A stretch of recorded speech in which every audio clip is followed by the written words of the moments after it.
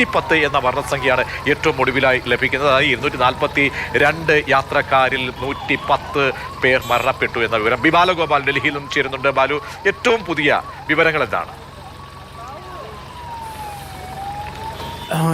രജീഷ്, ഏറ്റവും പുതുതായി ലഭിക്കുന്ന വിവരമനുസരിച്ച് ഈ മരണസംഖ്യ ഉയരുവാനുള്ള സാധ്യതയാണ് പറഞ്ഞു കേൾക്കുന്നത്. കാരണം ആശുപത്രിയിൽ പ്രവേശിപ്പിച്ചിരിക്കുന്ന പലരുടെയും ആരോഗ്യനില വളരെ ഗുരുതരമാണ്. അതുകൊണ്ട് തന്നെ ഈ മരണസംഖ്യ 110 എന്നുള്ളത് ഇനിയും ഉയരുവാനാണ് സാധ്യത. ഇതിനിടയിൽ ഈ രക്ഷാപ്രവർത്തനം ഊർജിതമാക്കി മുന്നോട്ട് പോകുന്നുണ്ട്.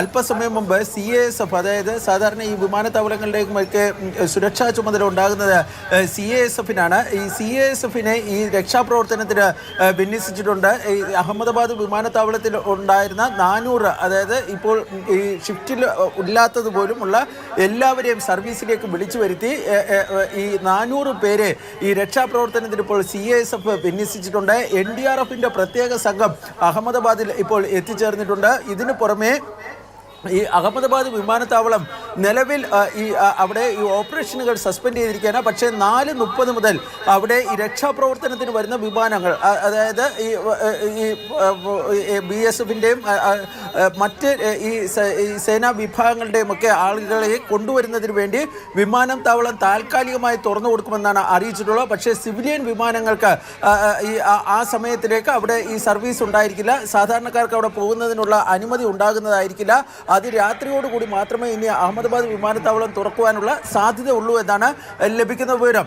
ഈ ആശുപത്രിയെ സംബന്ധിച്ചുള്ള കാര്യങ്ങളാണ്, അതായത് ഈ തകർത്തു വീണ ആശുപത്രി, മെഡിക്കൽ കോളേജ്, ഹോസ്റ്റൽ മെസ്സിനെ സംബന്ധിച്ചുള്ള കാര്യങ്ങളാണ് ഇപ്പോൾ ആശങ്ക പുറത്തു വരുന്നത്. കാരണം അവിടെ ആ സമയത്ത് നിരവധി വിദ്യാർത്ഥികളായിരുന്നു ഉണ്ടായിരുന്നതെന്നാണ് പറയപ്പെടുന്നത്.